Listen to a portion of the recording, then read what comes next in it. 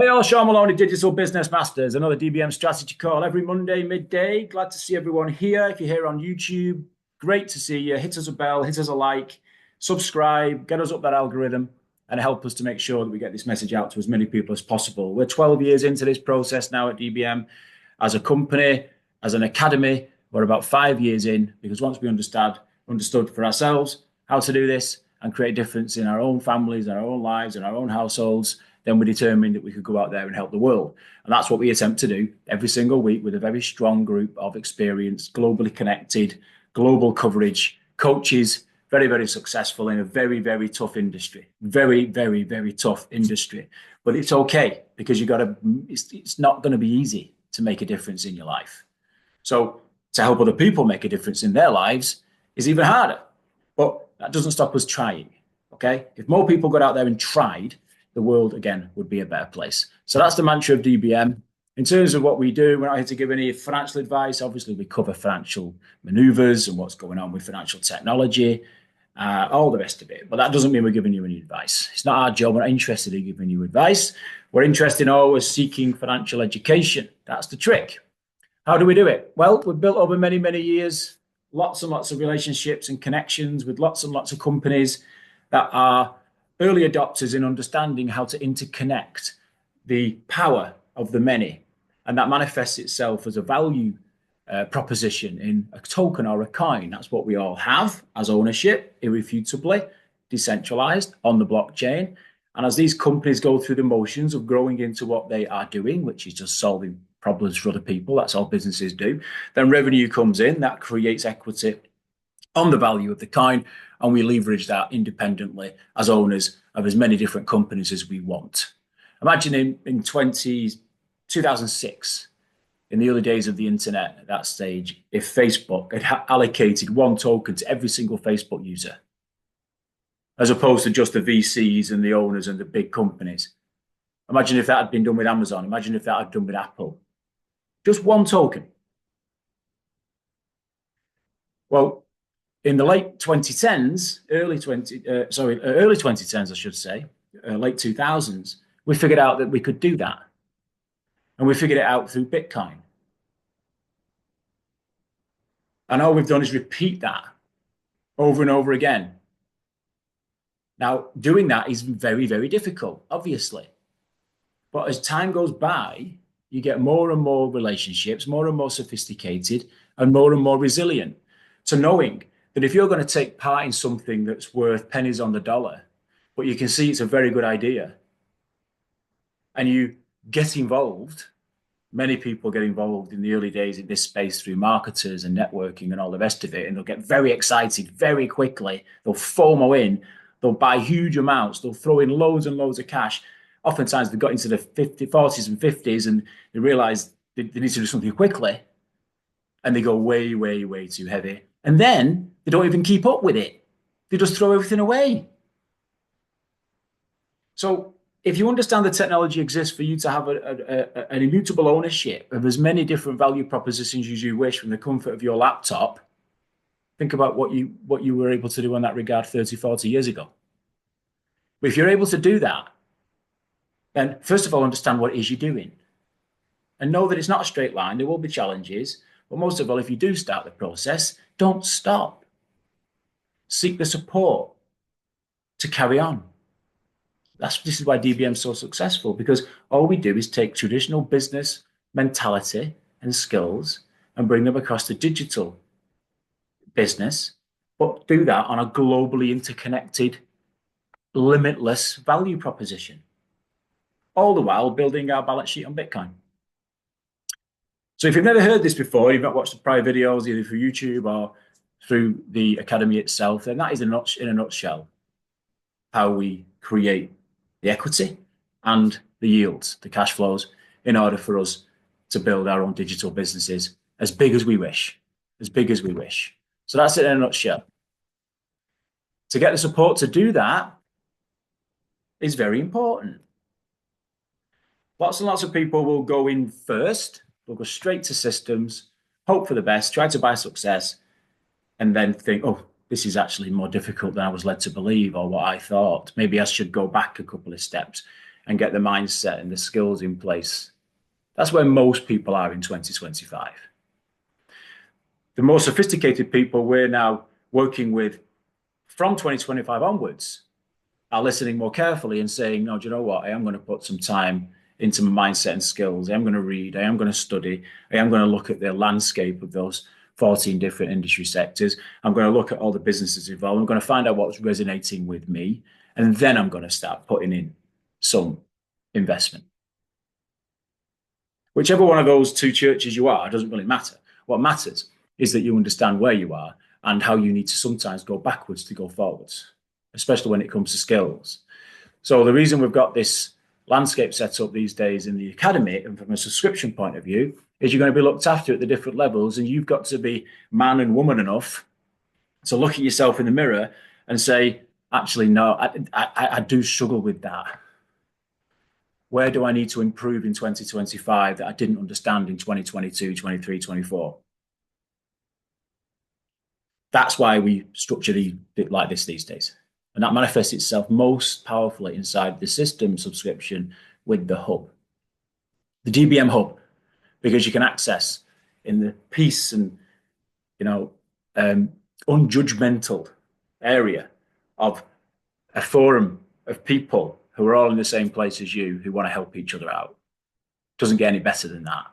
And then once you start getting more sophisticated, you can move up to income and work with us on a daily basis. The coaches, that is, people who are already doing this for a living, and will help you further. All right, so don't forget this. We'll keep coming back to it because it's very important, especially as I start to go up to the macro level. Basics, if you're listening to this for the first time, just make sure before you do anything in this industry, before you get involved with any of those industry sectors or understand anything about decentralized, globally interconnected digital business assets, before any of that, make sure you understand the difference between currency and money. If that's a revelation for you, that's okay. You're all the way down in mindset, all the way down there. You've probably had 40, 50, 60 years of bosses, banks, governments, teachers, parents telling you that currency and money are the same thing. They're not. Definitely not. So once you've stopped kicking the cat and being frustrated that you possibly wasted 20 odd years trying to accrue enough currency to get ahead, to have enough purchasing power, to have more life opportunity and more control and more ability to retire when you want, which should be an age. Yeah, it shouldn't be an age, actually. It should be a point in time. Retirement isn't an age. If that's you, then it's okay. Within a couple of years, you can convert that whole thing around because you're starting to understand that it's money that you need. You need a balance sheet. So think about that very carefully. That manifests itself in the big scheme of things as you changing the way you live. This is challenging. I was having a conversation with my 21-year-old daughter over the weekend. Yeah, despite all the things we've tried to say to her over the years, all the things we've tried to do, her friends, her boss now, the teachers she's had, too much of an influence. Dad, I still don't understand it. I can't afford this. I can't afford that. Yeah, you can't give them the solution, can you? You can't just say, oh, by the way, I've not told you about this, but you've actually got this much. No, because if they don't understand how to manage that asset base, to stop thinking that they need to convert that to cash, to currency, to then buy liabilities, which in that example, she still thinks, despite everything. It's a process of time, whether you're 21 or whether you're 61. You need to understand that you convert your energy and effort and skill into cash flow. Rule 101 of any business. Go and read the cash flow quadrant. Go and read Rich Dad, Poor Dad. Kiyosaki was telling us this back in 1992. But he didn't, and he still doesn't, in my opinion, have a clue on how powerful it is to do it the way we do it in 2025. So you must fund liabilities. Liabilities are no use to you. They just balance out your asset base. That's all they do. But you need them because you want to live life, right? But assets are where it's at. You don't focus on needing the car, needing the house, needing the holiday, needing everything. Don't focus on that. Focus on the things that will fund that. And that takes patience and fortitude and resilience and professionalism and skills. But you can do that in a few years. Some people can do that in less than a year. And then for the rest of your life, you're set, because you'll never go back again to thinking about, I need to work overtime, I need to earn more currency, I need to do more jobs, I need to do this. You've got to build a balance sheet. And it's never been easier in this life, in our lifetimes, to do that because of globally interconnected digital assets. Never been easier. So how do we do it on the ground? Well, we build equity. We build yield. And if you're really clever and you're sophisticated enough and moreover resilient enough, you'll start to understand how to build equity and yield at the same time. Now, these are sophisticated methods to use digital assets to get what you want, which is a critical mass on a balance sheet that perpetually feeds the profit and loss account that allows you to go and fund as many liabilities as you want. Or not. Not all of us are into big lifestyles, are we? We just want to be comfortable and secure, that we've got everything covered, and we're not going to be influenced by some global politician deciding that they're going to try something new. They're either ignorant or complicit, those guys. So build your own house first and then go and affect other people's houses. That is how the fabric of society works best. We don't need top-down diktat. But the number of people who've fallen for the narrative that they'll be looked after perpetually for all their lives, and it's not their fault, it's somebody else's fault, is heartbreaking. We need to, well, we've not changed anything. We've never been any different. But the world around us has become more lethargic to being entitled. You're not that because you're on this call. You need to build the structure. The structure is very simple, especially when we've got tailwinds. We've not had a tailwind in this industry for the best part of a decade. We've not had a tailwind in business for the best part of 30 years. Probably longer. Some people argue that we've not had a tailwind since 1971. Those informed, or those who were lucky enough to acquire assets prior to 1971, have certainly created tailwinds for themselves.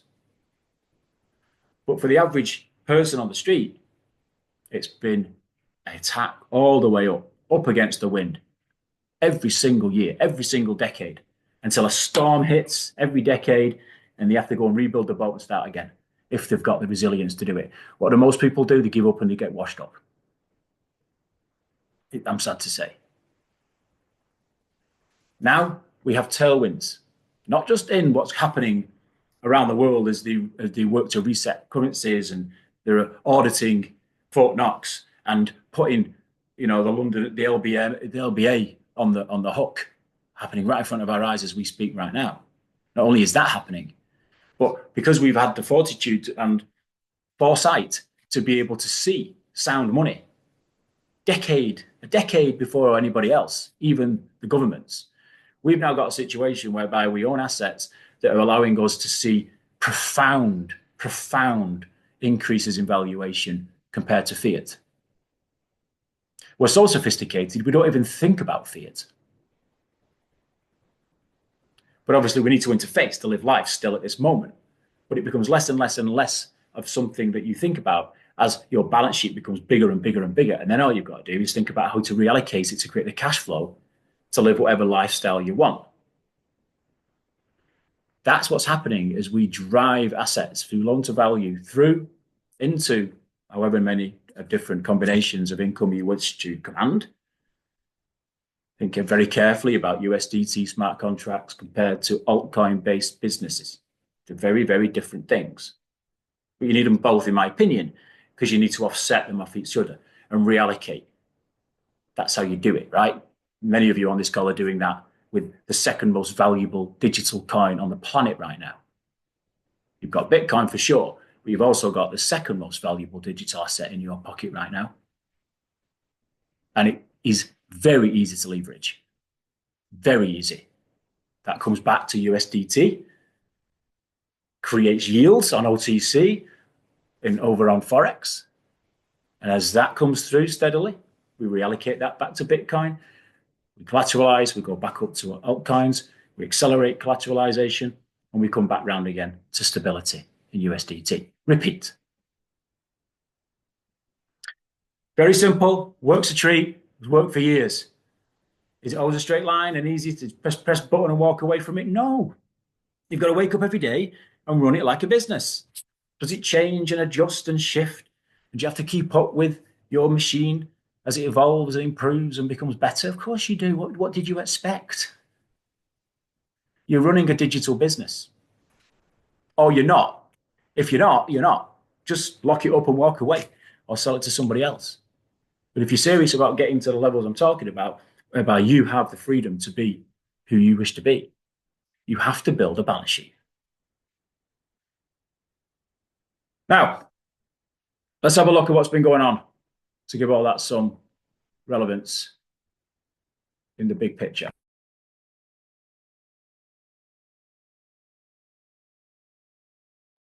Excuse my voice this week. Macro updates.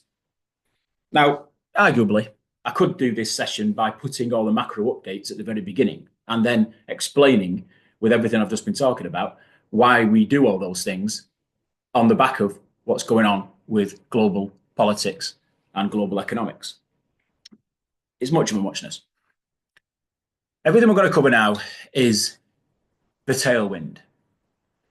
For many, many years, it wasn't a tailwind. It was us exposing what goes on and how economic infrastructure is built. And in fact, still the case to this day, especially, it's got to be said, in Europe now.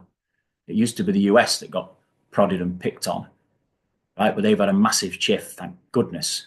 They've got rid of that ridiculous president they had. And now we've got the ridiculous presidents and prime ministers over in Europe. In other words, they've all been exposed. Whatever you think of the personalities, whatever you think of the politics, it's not about the politics or the personalities. What it's about is draining the swamp, highlighting inefficiencies, getting rid of all the controls, and giving people the ability to look after themselves in a fair and proper and regulated manner. Of course, we still need regulation, but not overbearing regulation. Right? So that's all now been gotten rid of in the biggest economy in the world. And as people observe that, it's highlighting what's always been the problem. We've been talking about this for most of the past decade.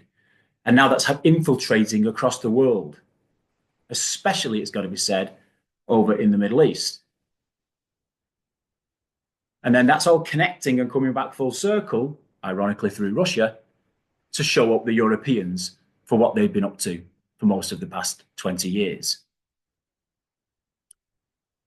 Whatever your political allegiance is with all that is not really important. What's important is knowing that these things are waves. These things are tailwinds. These things are things that create situations that make it much, much easier for us as ordinary people who can't really vote for our European leaders, least of all the Bank of England, the ECB, or the Fed. We can't vote for any of that. But what we can do is put ourselves closer to the money. And every week now, and it's taking some keeping up with, as you guys have probably noted, but every week there's something else now that's taking us a step closer, a step closer, a step closer to the emergence of significant asset growth. And our main focus is obviously at DBM is Bitcoin, but we also understand gold, and we have done forever. Yeah, it's just much slower. Knocking on the door of $3,000 an ounce right now. But it's Bitcoin where we know the most leverage is. Look at this over the past 9 years. So what's been going on? Well, the large asset managers, if you were listening to what we were talking about last week and the week before, great stuff to see the large asset managers now completely going full circle and coming back to where they should have always been, which is supporting sound money through Bitcoin. And on top, BlackRock just today actually have announced that they're about to list ETFs in Europe as well. That tells you, I'll keep coming back to this point about the BRICS, the US and Europe, because it's fascinating watching that roll out now. And it's inevitable what's going to happen next. And the fact that we can see it means that we can take decisions strategically that put us years ahead of an ability to increase our balance sheet value. We'll come back to that in a minute. Down on the ground at the state level, 12 states now ready to go to lock in. I think Utah is just looking for one more vote today to be one of the first out there. And when you've got Californian pension programs starting to move into Bitcoin and strategy stock, then you know you're onto something, right? One of the most liberal and left-leaning states in the US, understanding for itself, it needs to start looking after itself if it's going to help its citizens in the way it professes to do, right? So the whole idea is to know that and know, just like BlackRock with ETFs, with strategy stock, if you've not yet got any strategy stock, you might want to think about that. These companies are going through the back doors, basically. Now, there's consequences for that, as we spoke about last week, especially as you observe what's happened with gold ETFs over the past 40 years. But I think we can outpace it. Well, I don't think, I know we can. We can, if you've not already done so, you can outpace the ETF effect. Right? We're looking towards the end of this decade. So we've got a few years yet to get to maximum, critical mass with Bitcoin itself. You just need 0.1 Bitcoin, actually. SEC dropped all cases against Coinbase, subject to a final vote, etc., the paperwork side of things, but just on Friday, all cases against Coinbase. Now, that is as good as saying all SEC cases across the piece against anything to do with mischievous, undefined regulations against blockchain and crypto industry have been dropped. It's a big deal that. Coinbase spent billions of dollars fighting that on our behalf. So that's a big, big move. That's another big sign of a big tailwind. Gives lots of people more confidence. Gives people, as they're watching the media, they're watching what's going on now with global politics, with the oil, what's going on with tariffs, what's going on with making sure that people understand what really went on between Ukraine and Russia is exposed.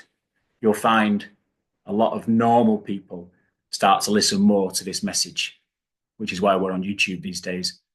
Again, so hit the bell, hit the like if you're on YouTube with us right now, and help us get this algorithm out. The other side of this industry, which does frighten people, it does frighten people, but when you've lived through hacks all the way from Mt. Gox and you see them appear, you just accept that hacks happen. We were hacked just in our system just a few weeks ago. We don't want to be blasé about it. We don't take, we take it seriously. We've upped our security. We've done everything we need to do to make sure we're back on track again. But it's heart-stopping. And it's very heart-stopping when it's 1.4 billion. But look at how Bybit handled it. Look at how they handled it. There's nothing you can do against the Lazarus guys over in Korea. They're going to do what they do. You can't touch them. They're almost untouchable. They're just going to keep going. One day, and I think it will come relatively soon now, the governments, the nations will come together and will start to do something about that. Okay, they'll have to. But at the end of the day, it's how the company at that point handles it. And we've learned this time and time again.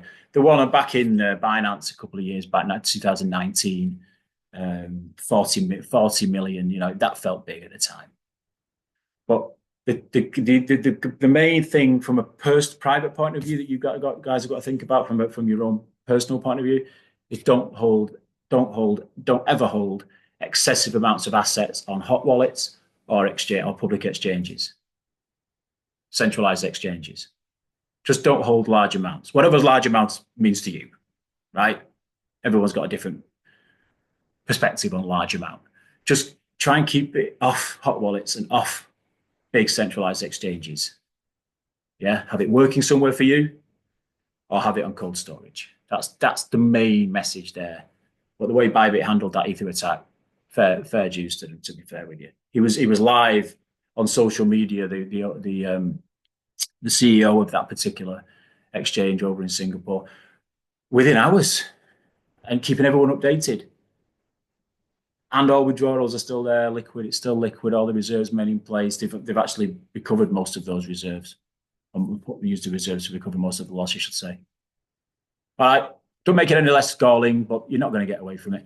You've just got to protect yourself. We're doing some work on that to help you guys. Cloney did a great call, actually. You see it over in the Systems Plus on general security just today, Monday, the 24th of February. Go over to the Systems Hub forum and the Academy and go and have a look at your security. OTC, like I said, the last few weeks, we're watching it every day. It's running dry. It's running dry. And this is running dry because the pension funds are in, the BlackRocks are in, the big companies are buying up OTC, Bitcoin off OTC. We don't see that on the public exchanges. If we had have seen that by now, Bitcoin would be pumping way past $500,000. There's lots of people who are willing to sell, Bitcoin off market. So we keep an eye on that. But at some point, it's going to dry up to such an amount that they're going to need to go to market. And we're watching that very closely. That's why you can get ahead so much more quickly in this space if you just observe that these things are happening in real time. And if you're listening to even Putin talking about the need now to bring Bitcoin in as a reserve currency, because he's been beaten up by the dollar, just like most other countries of the world have over the past 40 years. So he understands the power of having a decentralized, fully transparent, sound money system. It's bound to be built on Bitcoin, and it's bound to have USDT or USDC as the rail of exchange. That's bound to happen. In fact, as we'll talk about in a minute, a big part of the talks going on between Russia, the US, and Saudi is all based on that. Let's go there now. The New World Order is very interesting. I can only have an opinion on this. I can't say whether it's good, bad, indifferent. You'll have to make your own judgments on it. But when you're being pummeled every single day by the propaganda, be it East or West propaganda, both are equally dangerous. But when you're only listening to one narrative all the time, is it any wonder we feel very strongly that there's an aggressor and a victim, and we have to stand up for the victim? Yeah. And then you observe European policymakers only just starting to take it seriously because 4 weeks ago, a US president decided that things have to change. And then the Europeans suddenly start to meet to come together like they've done today. Where do you think the ignorance or complicity comes from? So when you can see it in the cold light of day, it's just not being hidden. It's just there in front of us. Even the mass media is reporting it. And you can see that, you've got Keir Starmer reading a script that he's not even done himself. Someone has given it to him probably 10 minutes before by the way he sounded. And he's reading it. You've got a puppet going on. And then he's off to the States to get obliterated by Trump, just like Macron is today. Then you've got an issue. Now, the New World Order isn't new. It's been festering under the surface for a long, long time. But if you understand the mechanics and financial mechanics going on around it, which has become incredibly exposed because of Doge and Trump and their manner of management, they're businessmen, don't forget, not politicians or lawyers. So they'll say it as it is. And that's happening. And it's refreshing and it's fantastic. Whatever your opinions about the individuals, it doesn't really matter. What matters is they're running a business. But the way they do that business is what we have to be aware of so that we can intercept it as individual privateers and be on the front foot. We front run. You follow the money. Now, the reason they're meeting down at the OPEC, down at Saudi, is because Saudi know that they need a significant say in what's going on because they want to pump the oil, etc., back up into Europe and have a say of what goes on when it comes to price points. That's the only thing they've got. But they're very powerful enough that the US has to listen to them. Hence, the US are sat there in Saudi having the meetings right now, and the US are looking for the tariffs. So they'll just keep playing that equilibrium for the foreseeable. So it gets quite deep. Where does Russia come into it? Well, Russia don't want people on their doorsteps threatening their side. And there was enough negotiations went on prior to 3 years ago, today actually, 3 years ago today, for them not to step over that border. And they shouldn't have stepped over that border. Everybody knows they're the aggressor in that first step. But the Europeans, because of their weakness and their total lack of accomplishing what they wanted, which is to have all European countries come together for the first time in 2,000 years and try and work together, yeah, whatever you think of the European Union experiment, it's obviously failed in all sorts of ways. So now they're headless, and they've had their head in the sand for 3 years. And only just in the last 4 weeks have started to step up and say, I think we should have a meeting about Ukraine. What do you think? In fact, they're having one right now. And Zelensky sat there as a puppet in the middle of it all, causing a lot of the eruptions that have transpired. Right? So it's very difficult, but it doesn't matter strongly because people are being killed and it's not very good. But what matters from our point of view is that we see that for what it is and then start to join the dots. And it's just become so much more easy for us to do that because at the end of the day, the escape, the way that we ensure that we have the escape mechanism, which is why gold's pumping up past $3,000 an ounce for the first time in history, which is why Bitcoin is going to fly past $250,000 a coin by the end of this year, is because that's the flight to safety that the companies, the individuals, the governments, and everybody's taking, and they're all connecting themselves together on that, whether they're in Saudi Arabia, Russia, or the US. The Europeans will have to come eventually. They're just not organized enough to see it quick enough. In fact, they're so blind, the Germans sold all their Bitcoin 6 months ago. As long as we know that, that's where we can see Bitcoin moving through $150,000, $250,000, $300,000 and more. It's trillions of dollars just been put in this weekend by the UAE on their sovereign wealth fund. Trillions. We spoke about sovereign wealth funds last week. You may live in a country where sovereign wealth funds have never been brought in. It became very fashionable since the year 2000. And there's some very, very big sovereign wealth funds that exist in the world. And some, like in Norway, are doing a great job of looking after their people off the back of that.